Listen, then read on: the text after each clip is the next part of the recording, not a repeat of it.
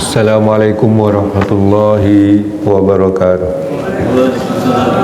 Alhamdulillahirabbil alamin wa bihi nasta'inu ala umurid dunya waddin. Wassalatu wassalamu ala asyrafil anbiya'i wal mursalin wa ala alihi wa ashabihi wa man tabi'ahum bi ihsanin ila yaumiddin. Amma ba'd. Usi nafsi wa iyyakum bittaqwallah faqad fazal muttaqun. Allahumma ya rabbana zidna ilman nafi'a warzuqna fahman wasi'a wa alhiqna bis salihin.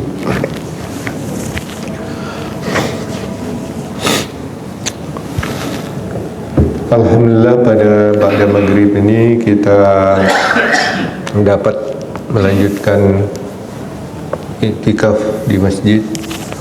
Mudah-mudahan sebagai amal baik bagi kita. Cuma mohon maaf, agak ada gangguan sedikit, suara berubah karena ada yang salah di kena flu.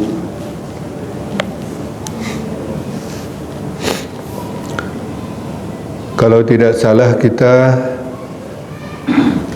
di halaman 182, hadis yang ke 460.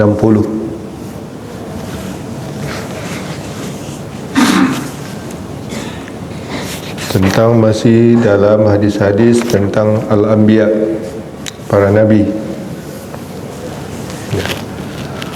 Bismillahirrahmanirrahim.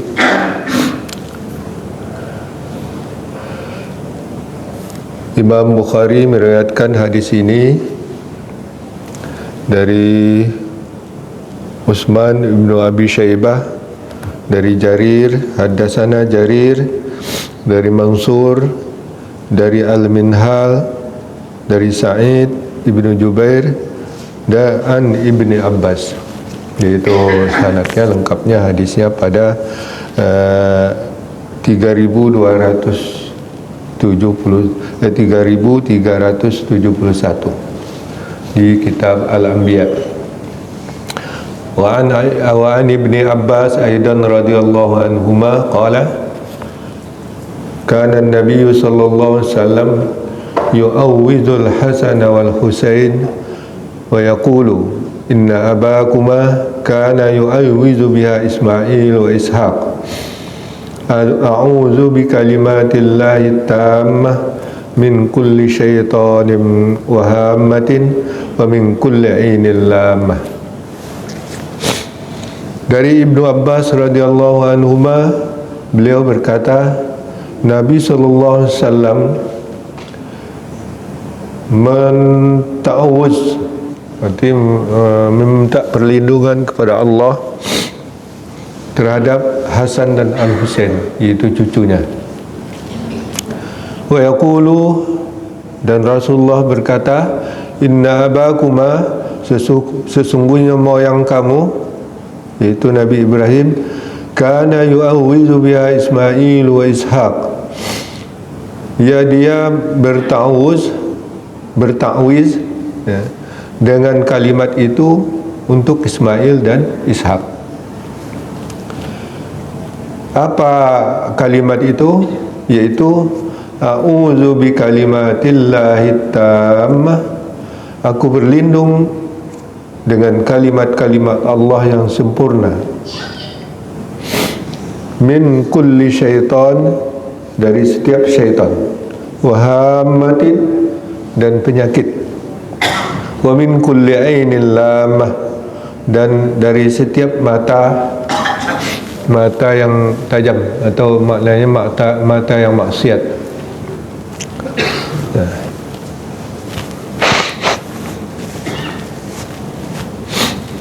Itu hadis yang ke-446.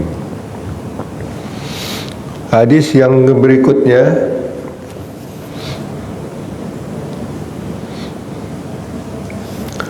yaitu dari Haddasani, kata Imam Al-Bukhari, Haddasani Abdullah bin Muhammad Al-Ju'fi, Haddasana Abdul Razak akhbarana Ma'mar an Hamman an Abi Hurairah radhiyallahu anhu. Itu rangkaiannya dari Abu Hurairah radhiyallahu anhu. Qala, beliau berkata, qala an-nabiy sallallahu alaihi wasallam, laula banu Israil lam yakhnazil lahmu walaula Hawa lam takhun unsa zawjaha dahr.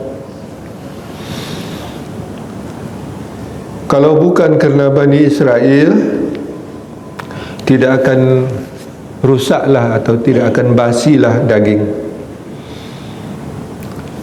Dan kalau bukan kerana Hawa, Siti Hawa, isteri pada Adam, lam tahun unsa zaujaha, seorang perempuan tidak akan mengkhianati suaminya selamanya. Apa maksudnya itu? Ini perlu penjelasan. Kemudian hadis berikutnya,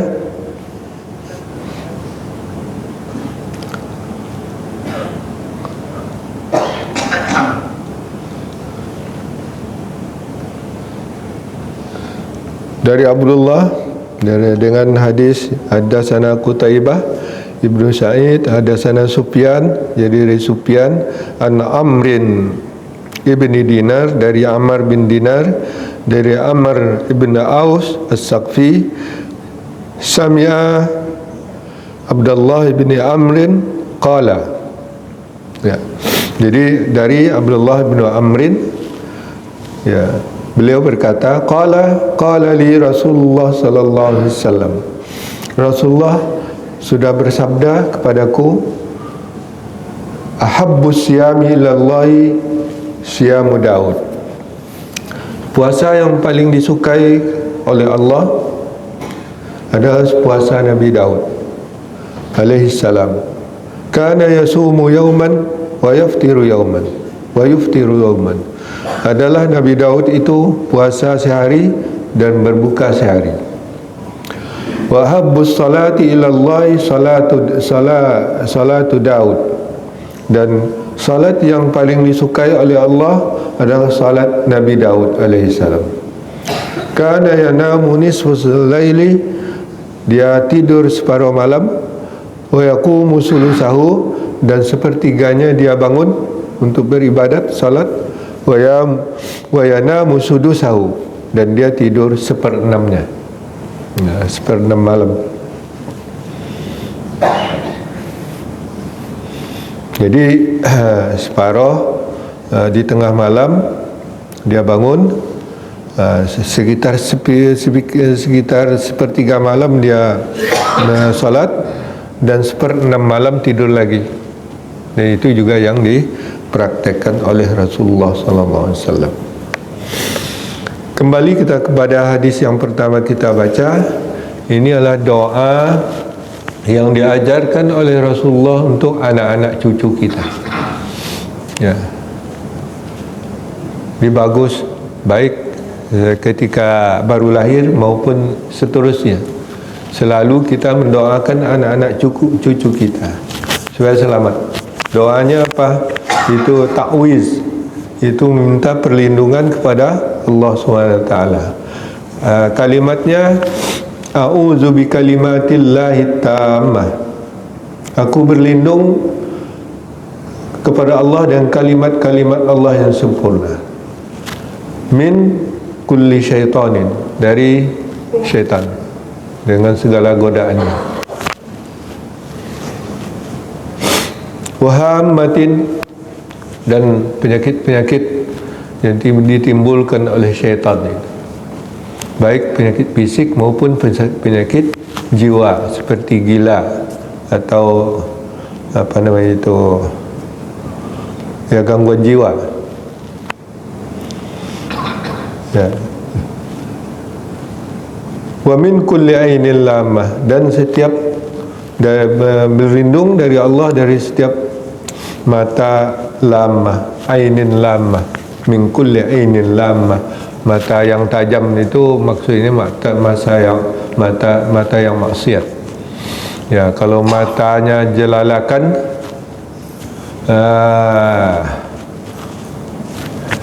itu menimbulkan, ya, banyak mata menimbulkan maksiat. Ya, jadi sesuai dengan perintah Allah SWT, orang mukmin mesti menahan pandangannya. Orang mukminah yang perempuan juga mesti menahan pandangannya. Pandangan terhadap apa aja? Terhadap hal-hal, kejadian, objek yang membawa kita kepada maksiat. Ya. Jadi didoakan anak cucu kita supaya terlindungi matanya, apalagi sekarang ini. Ya, anak-anak kita bisa menonton apa saja, dari yang sangat-sangat baik sampai ke yang sangat-sangat buruk, bisa ditonton sekarang dengan mudah. Ya, bisa dilihat. Jadi doa ini relevan untuk zaman sekarang. Mesti kita baca setiap saat untuk anak-anak cucu kita. Ya. Jadi karena sekarang ini kalau bacaan udah kurang, yang banyak itu memang tontonan. Jadi mungkin Nabi sudah meramalkan di akhir zaman itu banyak orang nonton, melihat menggunakan mata. Ya. Nah, ternyata sekarang ini memang begitu. Setan banyak. Ya. Baik setan manusia maupun setan yang dari jin, banyak sekarang. Ya. Ya, jangan katakan setiap setan itu dah sepensiun. Ya, kerana sudah banyak manusia jadi setan. Jadi min kulli syaitan min syaitanin.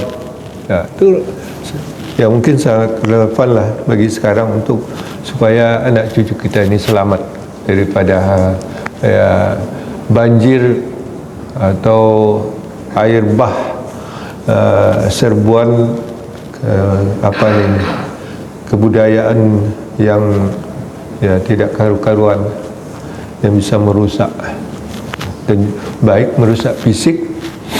Yang banyak kita lihat penyakit yang disebabkan oleh radiasi terhadap mata, dan juga gangguan kejiwaan terhadap anak-anak kita yang sudah ketagihan menonton, menggunakan matanya untuk melihat hal yang itu, ainil lamah ini.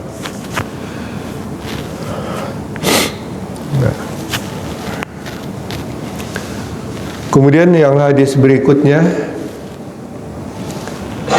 dari Abi Hurairah, ini beliau meriwayatkan bahawa Rasulullah sallallahu alaihi wasallam itu mengatakan, laula banu Israel lam yakhniz al-lahm, atau lam yakhnaz al-lahm, bisa baca yakhnas atau yakhnis. Kalau bukanlah kerana Bani Israel, tidaklah akan basi daging. Nah, apa maksudnya ini? Ini adalah gambaran orang yang tamak.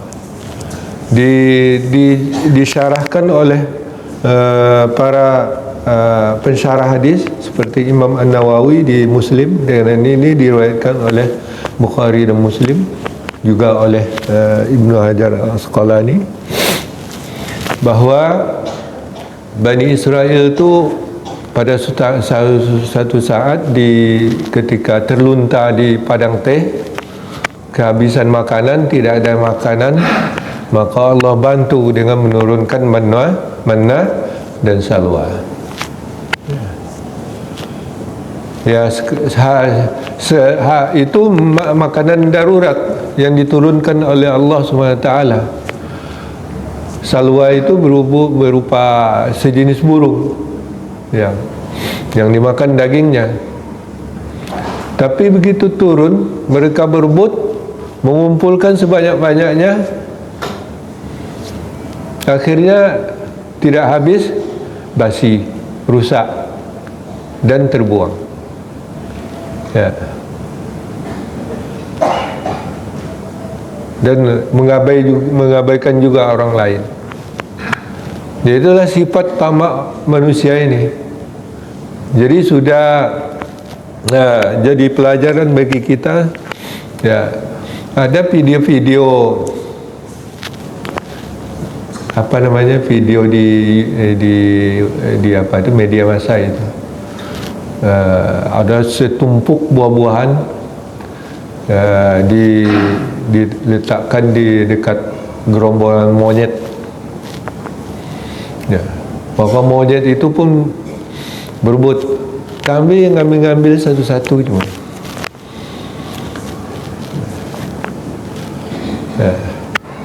Ya, habis satu ambil satu. Udah itu ada pula makanan entah apalah itu, dalam video itu mungkin ibu sudah nontonnya, ditumpuk pula di depan manusia. Ya. Maka setelah dibuka, maka berebutlah manusia, tidak ngambil satu-satu, bawa kantong, bawa karung.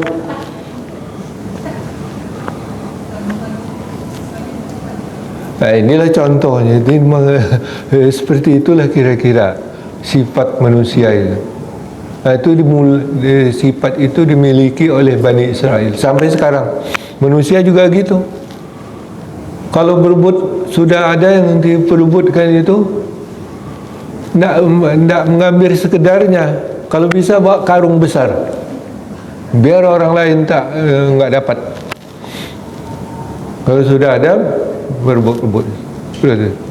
Nah, itu diawali oleh Bani Israel sampai sekarang.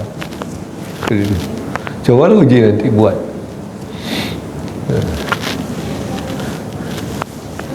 Ada video dulu saya lihat.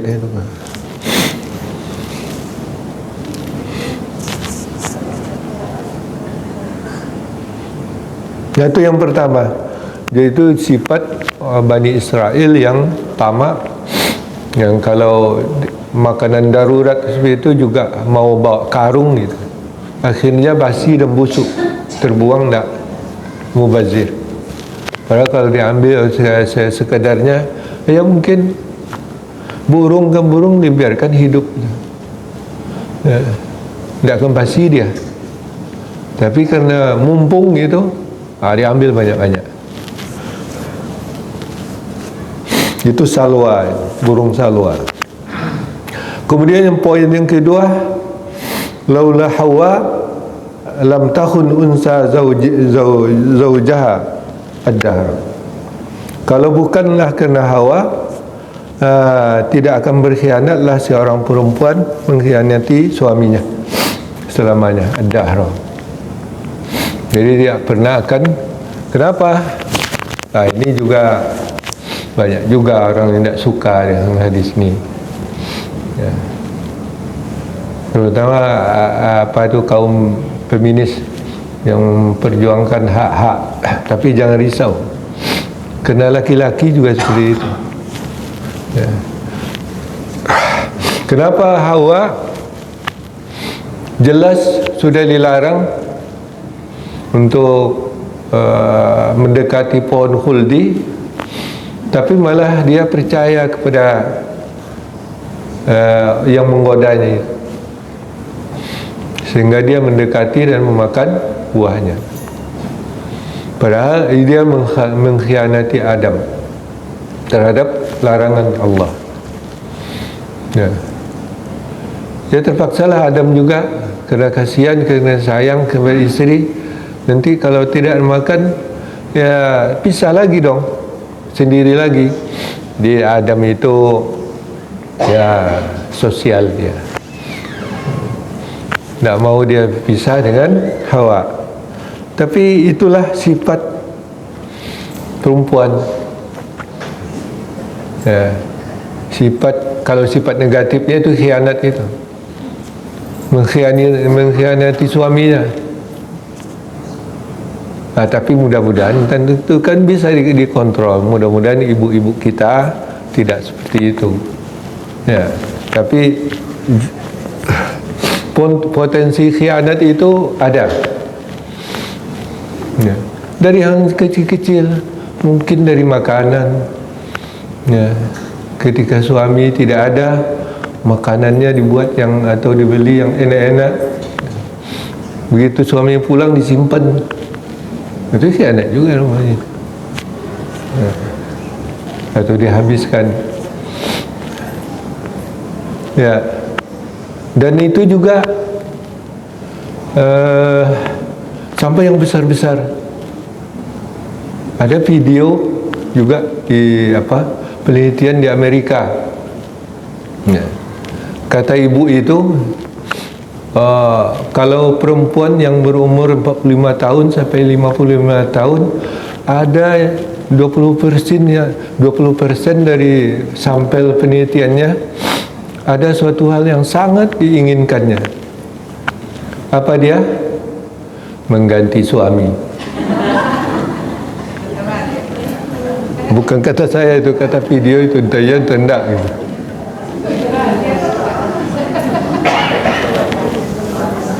Di Amerika itu, bukan di Indonesia. Ya. Tapi ya ada juga banyak yang hal sepele juga mengkhianati suaminya. Umpamanya alat-alat kosmetik sudah dibeli. Coba hitung ibu-ibu, berapa kali ibu-ibu bersolek untuk suami. Kalau mau keluar, bukan main tuh. Kalau untuk suami, coba hitung berapa kali.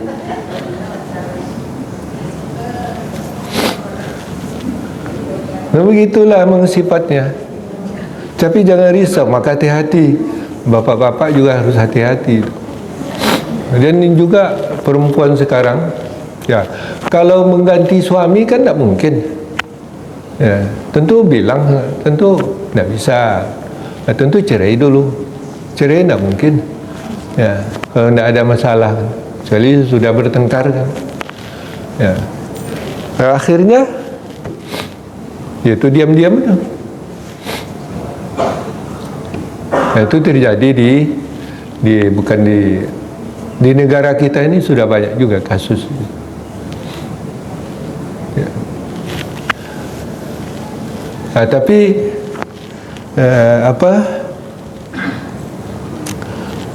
laki-laki juga.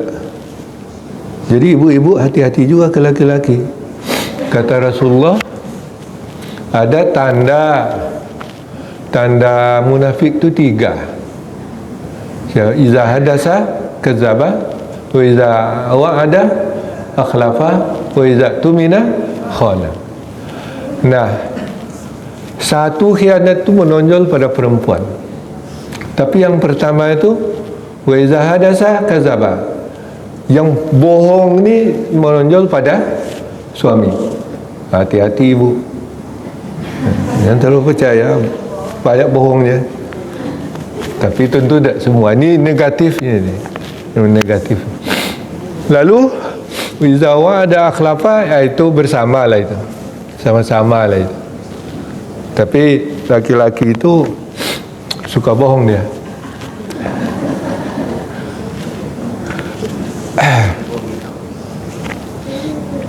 Tentu tu ini peringatan dari Rasulullah sallallahu alaihi wasallam, yaitu menghindari sifat khianat.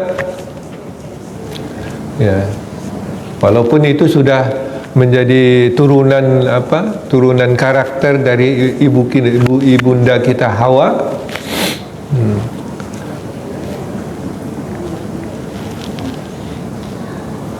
Nah, juga laki-laki juga harus jangan banyak berbohong lah. Apalagi kalau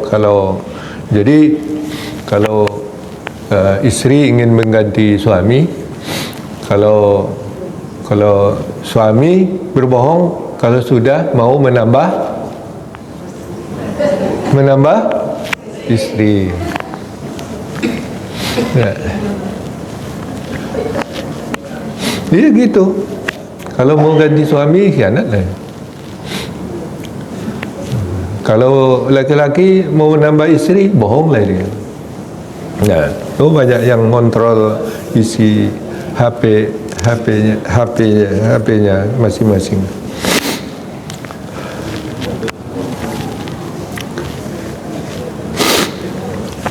Nah, hadis yang ketiga itu obatnya itu.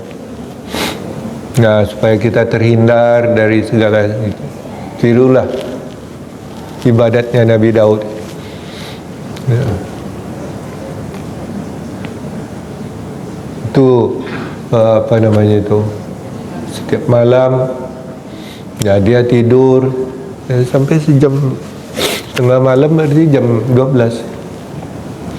Nanti dia sholat untuk sepertiga sampai jam 3 gitu. Atau dekat subuh. Habis itu dia tidur sebentar, sekitar seperempat malam. Seperempat malam itu sekitar berapa? 1,5 jam tidur sebelum subuh. Rasulullah juga begitu. Sudah dia, tapi Rasulullah hanya sebentar tidurnya sebelum subuh. Tidak sampai tertidur pulas betul. Sehingga beliau bangun dan orang azan, dia langsung berdiri dan pergi ke masjid tanpa berwuduk. Berarti tidak batal wuduknya. Ketika ditanya, kenapa tidak berwuduk? Mataku memang tidur, tapi hatiku bangun. Ya. Itu jawaban Rasulullah. Berarti tidak sampai tidur pulas gitu sampai itu.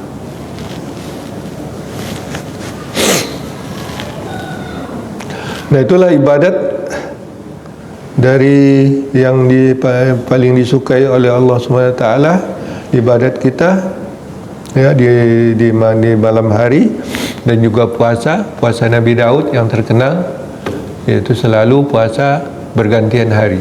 Sehari puasa, sehari berbuka. Sehari puasa, sehari berbuka. Nah, itulah. Nah, kalau saya puasa Nabi Daud belum sanggup. Nah, mungkin tak akan sanggup. Ya, dulu pernah dicoba. Ya, berat juga kalau tidak dibiasakan. Ya, silakan itu Bapak Ibu yang masih, kalau yang sudah tua-tua ini mungkin tidak. Sudah terlambat. Karena ketahanan fisik itu sudah apa. Nah, tapi yang muda-muda masih kuat, nah cobalah puasa Nabi Daud.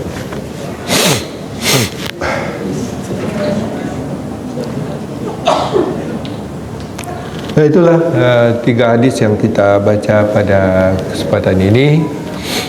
Mudah-mudahan ada pelajaran yang bisa kita ambil. Wallahu a'lam bishawab. Kalau ada yang ingin kita diskusikan, silakan.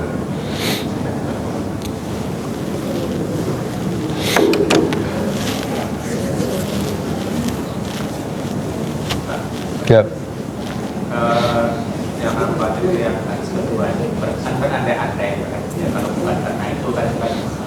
Jadi kita bisa juga berandai seperti itu kan.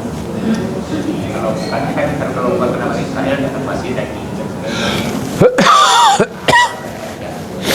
Berandai-andai.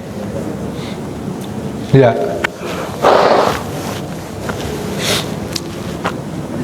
Ini Rasulullah menyampaikan yang sudah terjadi kan. Ya. Peristiwa Hawa itu ya sudah terjadi. Jadi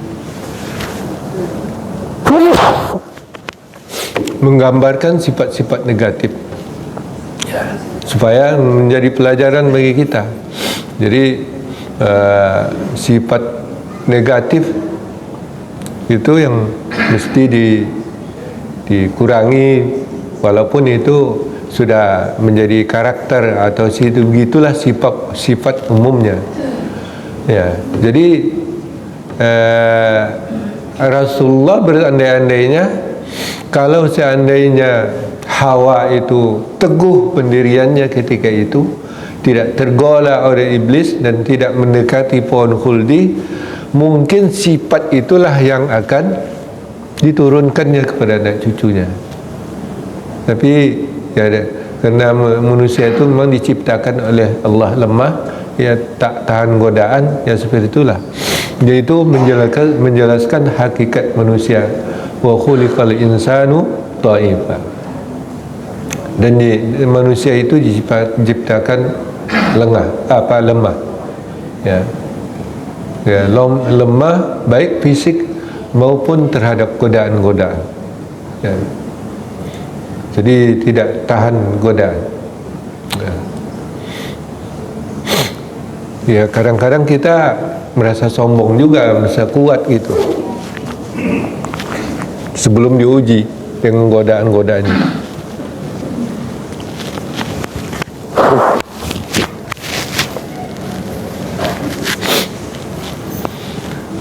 Jadi berandai-andainya Rasulullah itu seperti itu.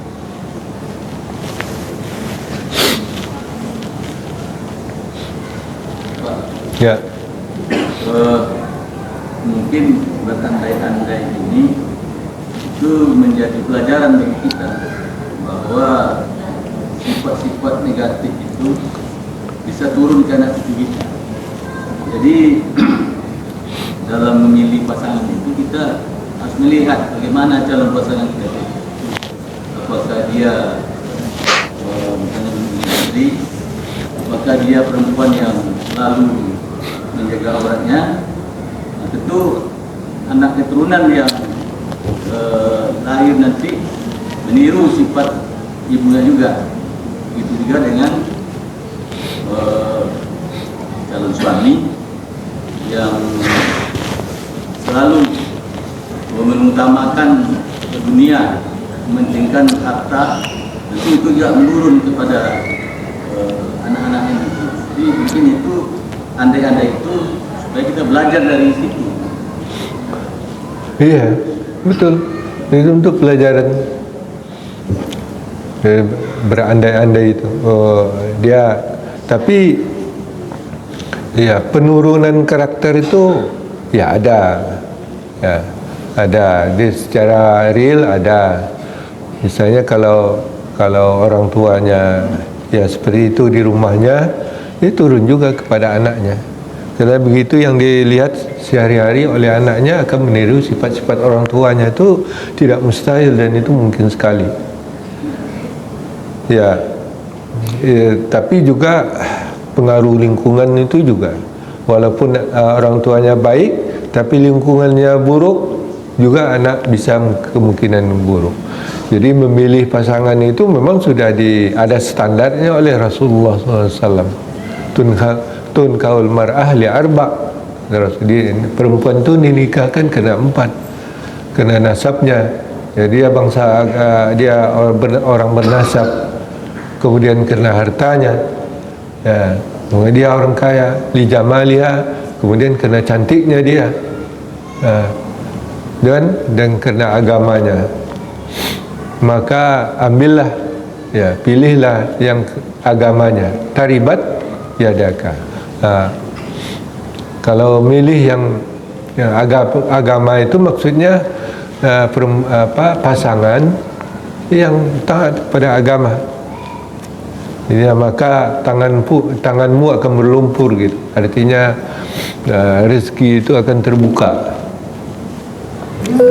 Ya. Tapi ya sekarang ini juga ya macam-macam ya fenomenanya. Ada pihak perempuan yang taat gitu, yang lakinya ya nak karu-karuan. Ada juga yang lakinya yang orang taat, yang perempuannya ya, dan ada yang sama-sama ya, sama-sama bergajulnya atau sama-sama orang taatnya. Itu macam-macam. Tapi itu pelajaran bagi kita supaya kita itu menjadi orang baik ya. Intinya supaya kita menjadi orang yang baik. Karena menjadi orang yang jahat pun tidak ada untungnya. Nah, itu selain untung merugikan diri kita sendiri, juga nanti di akhirat kita dapat balasannya. Ya, cuma jangan jadi kayak film-film sinetron. Ya. Hadis pertama tadi tentang doa. Ya. Apakah ada hubungannya dengan atau ada persamaan perbedaan antara doa Nabi Ibrahim dalam Al-Quran, jadikan itu anak cucu, mendirikan sholat, Ya. jadi anak soleh, ada persamaan dan Ya.